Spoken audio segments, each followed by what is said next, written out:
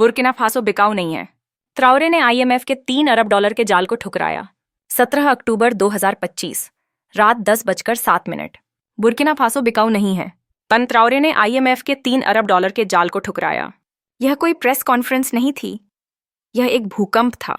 Burkina Faso के राष्ट्रपति Ibrahim Traore ने $3 अरब के IMF ऋण माफी प्रस्ताव को ठुकरा दिया, और ऐसा करते हुए उन्होंने यह भ्रम तोड़ दिया कि मदद का मतलब आज़ादी होती है। IMF ने इसे माफी कहा, ट्राओरे ने इसे शालीनता में लिपटी हुई चोरी कहा। सूक्ष्म अक्षरों में लिखा था, अफ्रीका का भविष्य, सोने और तेल की आमदनी का 40% और रियायती दर पर यूरेनियम, स्थिरता के बदले गिरवी रखने की मांग। उन्होंने इनकार कर दिया, न धीरे से न डरते हुए, बल्कि ऐसे दहाड़ के साथ जो हर अफ्रीकी राजधानी तक पहुंची। बाजार हिल गए, वॉशिंगटन जम गया, अफ्रीकी जनता झूम उठी, क्योंकि यह सिर्फ बुर्किना फासो की बात नहीं थी, यह तो एक कर्जी साम्राज्य के खिलाफ पहली चेतावनी थी। अब सवाल जो लागोस से नैरोबी तक जल रहा था, IMF सच में चाहता क्या है? और क्या होगा जब अफ्रीका अपने बीते कल का कर्ज चुकाकर अपना आने वाला कल बेचना बंद कर देगा? यह शुरुआत में एक सामान्य आर्थिक घोषणा लग रही थी, एक ऐसा बयान जो आमतौर पर कुछ अर्थशास्त्रियों के अलावा कोई नहीं पढ़ता। लेकिन इस बार खामोशी ज्यादा देर नहीं टिकी। कुछ ही घंटों में राष्ट्रपति इब्राहिम ट्राओरे ने IMF के $3 अरब के ऋण माफी प्रस्ताव को अफ्रीका की गरिमा का अपमान कहकर फाड़ दिया और बिना हस्ताक्षर लौटाया। आश्चर्य संख्या में नहीं था, बल्कि उस दुस्साहस में था जो दस्तावेज के अंदर छिपा था। सभ्य भाषा में लिखा कर्ज माफ असल में देश के सोने, तेल और यूरेनियम पर विदेशी दावा था। ये वही उपनिवेशी अनुबंध का आधुनिक रूप था, ऊपर से उदार दिखता, अंदर से स्वाभिमान को चूसता हुआ। ट्राओरे के लिए यह वित्त नहीं था, यह दान के नाम पर जाल था। उन्होंने खुलेआम कहा, अफ्रीका के संसाधन पश्चिमी आराम के लिए गिरवी नहीं हैं। कमरा शांत हो गया, पर पूरा महाद्वीप गूंज उठा। दशकों में पहली बार किसी अफ्रीकी नेता ने न केवल पश्चिम के इरादों पर सवाल उठाया, बल्कि उसके पैसों को भी सार्वजनिक रूप से ठुकरा दिया। पश्चिमी विश्लेषकों ने इसे लापरवाही कहा, अफ्रीकी युवाओं ने इसे आज़ादी कहा, पर सबने यह समझ लिया कि कुछ बहुत बड़ा बदल गया है। IMF का वह पुराना सूत्र जो दशकों से काम करता आया था, अब वागाडुगू में एक अडिग दीवार से टकरा गया था।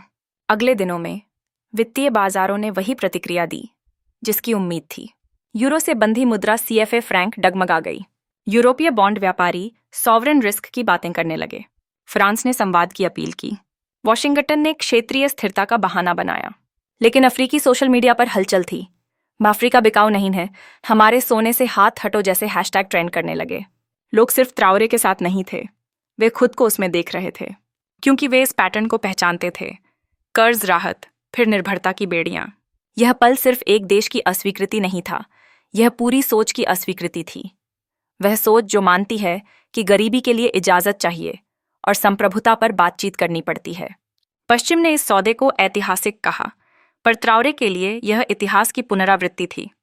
दशकों से IMF जैसे संस्थान अफ्रीकी देशों को मजबूर करते आए हैं कि वे अपने उद्योग बेच दें, सब्सिडी घटा दें और बाजार विदेशी पूंजी के लिए खोल दें, प्रगति के नाम पर। नतीजा यह हुआ कि स्थानीय उद्योग टूट गए, अर्थव्यवस्था निर्यात पर निर्भर हो गई और अफ्रीका की संपत्ति बाहर बहने लगी।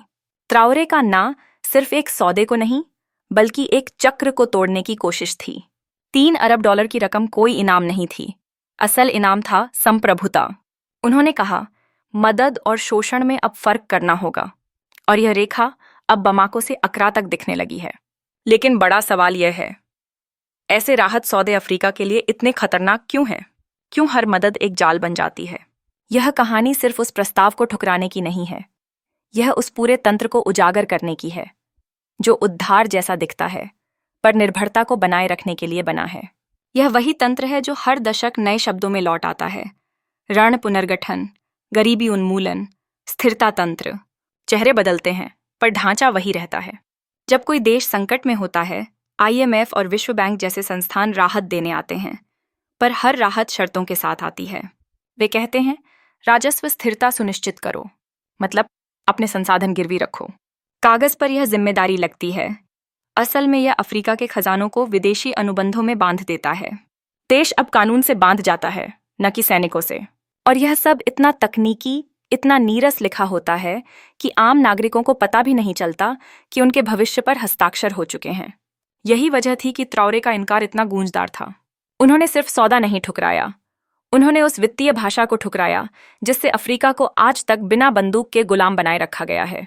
उन्होंने कहा, अफ्रीका के संसाधन अब किसी की बीमा पॉलिसी नहीं है। पर असली सवाल अब शुरू होता है। अगर अफ्रीका इन वित्तीय नियमों को मानना बंद कर दे, अगर एक देश का इनकार दूसरों को प्रेरित कर दे, तो फिर क्या होगा? क्या यह महाद्वीप जो दशकों से निर्भरता के ढांचे में ढाला गया है, अब खुद को भीतर से बना पाएगा? यही वह अगला अध्याय है जिसे ट्राओरे ने खोल दिया है। उन्होंने सिर्फ ना नहीं कहा, उन्होंने दुनिया को यह सोचने पर मजबूर कर दिया कि असली आज़ादी कैसी दिखती है जब अफ्रीका अब बिक्री पर नहीं है।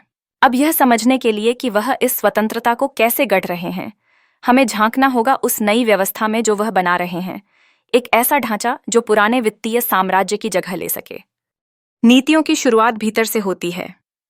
जो उपभोग करते हो पहले वही उत्पन्न करो, जो निकालते हो उसे परिष्कृत करो, और जो रखते हो उसे व्यापार में लगाओ।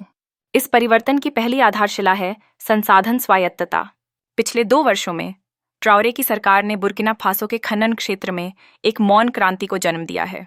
पहले जहां बहुराष्ट्रीय कंपनियां कच्चा सोना निकालकर बिना प्रसंस्करण के बाहर भेज देती थीं, अब सरकार ने यह अनिवार्य कर दिया है कि हर उत्पादन का एक हिस्सा देश में ही परिष्कृत किया जाए। देश की पहली राज्य संचालित सोना परिष्करण इकाई, जो हर दिन सैकड़ों किलोग्राम की क्षमता रखती है, केवल एक आर्थिक परियोजना नहीं है। यह एक घोषणा है कि मूल्य श्रृंखला की शुरुआत और समाप्ति अफ्रीकी धरती पर ही होनी चाहिए। अब सोना राष्ट्रीय भंडारों से होकर गुजरता है, इससे पहले कि इसका एक भी ग्राम सीमा पार जाए। इसका प्रतीकात्मक महत्व बहुत बड़ा है। अब धन संपत्ति निकाली नहीं जाती, बल्कि रोकी जाती है, फिर से प्रवाहित होती है और फिर से निवेश की जाती है। दूसरी आधारशिला है क्षेत्रीय आत्मनिर्भरता। ट्राओरे जानते हैं कि एक राष्ट्र अकेले वैश्विक वित्तीय व्यवस्था के विरुद्ध खड़ा नहीं हो सकता, जो विखंडन पर पलती है। इसीलिए बुर्किना फासो ने माली और नाइजर के साथ मिलकर साहेल राज्यों का गठबंधन अलायंस ऑफ साहेल स्टेट्स बनाया है। एक क्षेत्रीय समूह जो औपनिवेशिक गठबंधनों की जगह सहयोगात्मक संप्रभुता की नींव रखता है। ये तीनों देश साझा रक्षा संरचनाएं, ऊर्जा ग्रिड्स और परिवहन गलियारे बना रहे हैं, जो पुराने उपनिवेशवादियों द्वारा बनाए गए आश्रित मार्गों को दरकिनार करते हैं। अब यूरोप से परिष्कृत पेट्रोलियम आयात करने की बजाय ये संयुक्त रूप से तेल शोधन परियोजनाओं और पारस्परिक सोने के व्यापार पर काम कर रहे हैं, वह भी डॉलर या यूरो के स्थान पर स्थानीय मुद्राओं या वस्तुओं के माध्यम से। यह केवल कूटनीति नहीं है, यह वास्तुकला है। ट्राओरे एक ऐसे अफ्रीका की कल्पना करते हैं जो अपनी सीमाओं के पार व्यापार करता है, बिना किसी वित्तीय चौकीदार से अनुमति लिए। उनका सपना थॉमस संकारा के प्रारंभिक दृष्टिकोण की गूंज है, जो बुर्किना फासो के क्रांतिकारी नायक थे।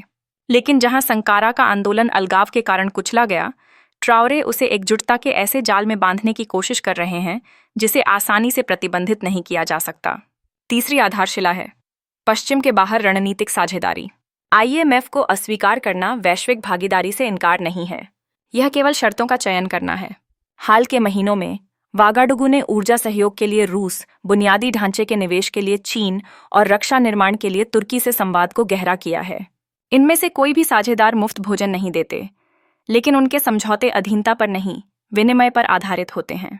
बुर्किना फासो अब सोना गिरवी रखकर ऋण नहीं लेता, बल्कि सोने के बदले तकनीक, यूरेनियम के बदले बुनियादी ढांचा और लॉजिस्टिक्स के बदले प्रशिक्षण प्राप्त करता है।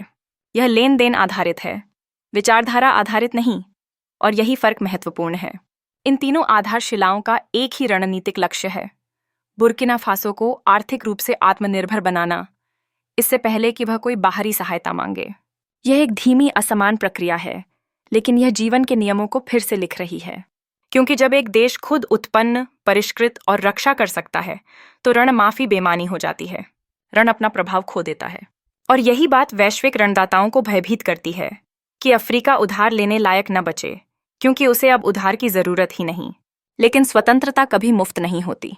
हर बार जब संप्रभुता प्राप्त की जाती है, कहीं न कहीं प्रतिशोध तैयार खड़ा होता है।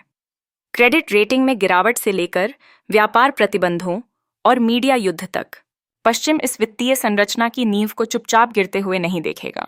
और यही सवाल अब वागाडुगु के ऊपर मंडरा रहा है। जब प्रतिरोध का सामना प्रतिशोध से होता है, तब क्या होता है? क्योंकि इतिहास दिखाता है कि हर अफ्रीकी नेता जिसने वित्तीय जंजीरों से मुक्त होने की कोशिश की, फिर चाहे वो एनक्रूमा हो या संकारा, उसे इसकी कीमत चुकानी पड़ी। और ट्राओरे जानते हैं कि पलटवार आने वाला है। अब बस यही सवाल बचता है, इस बार साम्राज्य सजा देने के लिए कितनी दूर जाएगा। स्टोरी विद तंजुल से अनुरोध है कि कृपया वीडियो को लाइक और शेयर करें और ऐसे और वीडियो देखने के लिए सब्सक्राइब करें जो ब्लैक संस्कृति, इतिहास, सभ्यता और पहचान पर आधारित हैं।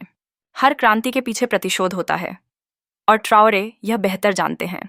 IMF को खारिज करना केवल एक संस्था को चुनौती देना नहीं था, यह एक पूरे प्रभाव तंत्र को खतरे में डालना था। जब तुम किसी शिकारी की भोजन श्रृंखला को काटते हो, वह पीछे नहीं हटता, वह चक्कर काटता है। प्रतिरोध के संकेत तुरंत दिखने लगे। क्रेडिट रेटिंग एजेंसियों ने अस्थिरता की आशंका जतानी शुरू की। पश्चिमी अखबारों ने बुर्किना फासो की सरकार को सैन्य तंत्रवादी लोक लुभावन कहना शुरू कर दिया। आर्थिक विशेषज्ञों ने क्षेत्रीय संकट की चेतावनी दी। यह सब पूर्वानुमेय था। वित्तीय चिंता की आड़ में नरम प्रतिशोध की भाषा। यह कोई नई बात नहीं है। जब अफ्रीकी नेता पश्चिमी आर्थिक नुस्खों को नकारते हैं तो उनके देश कृत्रिम रूप से पैदा की गई कमी के शिकार बनते हैं। अचानक ऋण रुक जाते हैं, निवेशक घबरा जाते हैं और मुद्राएं गिर जाती हैं। यह बदलाव मूलभूत कारणों से नहीं, बल्कि धारणा बदलने के कारण होता है। यही आधुनिक नियंत्रण का तरीका है, सीधे कब्जे से नहीं, बल्कि आत्मविश्वास की हेरफेर से। और जब रण तक पहुंच प्राणवायु तक पहुंच बन जाती है, तो किसी विद्रोही राज्य को सबसे तेजी से दबाने का तरीका है उसकी साख को खत्म कर देना। बुर्किना फासो ने यह कुछ ही दिनों में महसूस किया। विदेशी बैंकों ने मुद्रा विनिमय की सीमा को सख्त किया। यूरोपीय साझेदारों ने विकास वार्ताएं स्थगित कर दीं। फ्रांसीसी मीडिया ने साहेल को संकटग्रस्त क्षेत्र बताकर पुराने डर फिर से जगाए। यह विश्लेषण कम और चेतावनी अधिक थी कि यदि तुम व्यवस्था को चुनौती दोगे तो तुम्हें अलग थलग कर दिया जाएगा। लेकिन इस पूरे नैरेटिव के शिल्पकार यह भूल गए कि ट्राओरे इस तूफान की तैयारी पहले से कर चुके थे। उन्होंने पहले ही मान लिया था कि वित्तीय अलगाव अवश्यंभावी है और इसलिए उन्होंने एक सर्वाइवल इकोनॉमी तैयार की। जब पश्चिमी विश्लेषक प्रतिबंधों की भविष्यवाणी कर रहे थे, ट्राओरे स्थानीय व्यापार नेटवर्क, कृषि सहकारिताएं, राज्य समर्थित खनन उपक्रम और गैर पश्चिमी शक्तियों के साथ नए गठबंधन बना रहे थे। अब फ्रांस से तैयार उत्पाद मंगवाने की बजाय बुर्किना फासो अफ्रीकी पड़ोसियों और एशियाई साझेदारों से आपूर्ति ले रहा है। लक्ष्य साफ था, यदि पश्चिम का दरवाजा बंद हो तो दक्षिण और पूर्व की खिड़कियां पहले से खुली होनी चाहिए। लेकिन सबसे महत्वपूर्ण रणनीतिक उपाय आर्थिक नहीं, मनोवैज्ञानिक था।